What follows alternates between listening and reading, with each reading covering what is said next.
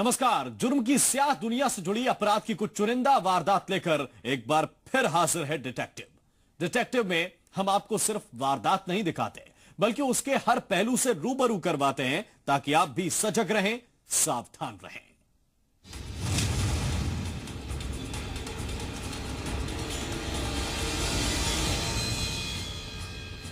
और डिटेक्टिव की शुरुआत कर रहे हैं एमपी के शातिर चोरों की दो तस्वीरों के साथ। तस्वीरें सीसीटीवी में कैद हुई हैं। इन दोनों तस्वीरों को देखिए और समझिए कि कहीं आप चूके तो ये चोर आपको भी नहीं छोड़ेंगे।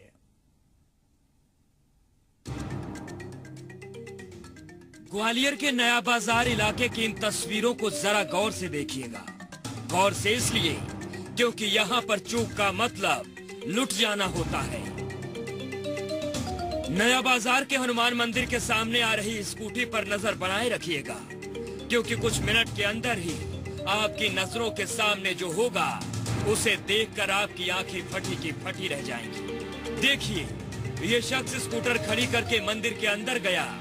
कुछ सेकंड्स के बाद ये लड़का स्कूटर के पास आकर खड़ा हुआ।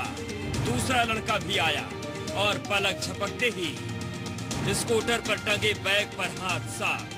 ग्वालियर पुलिस के लिए चुनौती बन चुके इन चोरों ने इस बार सराफा कारोबारी अनूप मित्तल को चूना लगाया है। फिलहाल सीसीटीवी फुटेज के आधार पर आरोपियों की तलाश की जा रही है।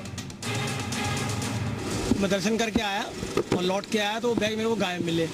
उसमें दुकान की चाबियां हैं, जरूरी के कागजात हैं, ड्राइविंग लाइसेंस वगैरह उसमें।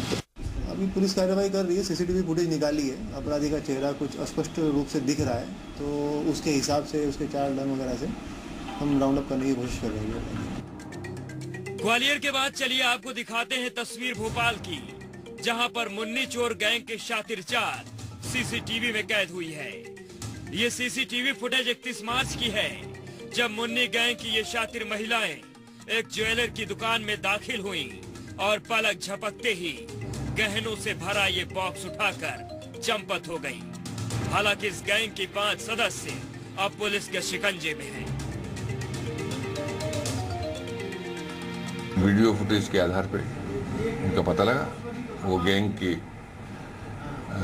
जो महिला सदस्य हैं वो उनकी गिरफ्तारी होशंगाबाद में हुई थी और उनको गिरफ्तारी शुमार करके पुलिस रिमांड पर लाया गया। अब पूछताछ चल रही है उनसे और पूछताछ के आधार पर जो भी तथ्य सामने आएंगे उस आधार पर कानूनी कार्रवाई की जाएगी। इन तस्वीरों को देखकर कहा जा सकता है कि मध्य प्रदेश में चोरों के हौसले इतने बुलंद हैं कि ये चकमा देकर निकल जाते हैं और भनक तब लगती है जब सब कुछ लुट चुका होता है।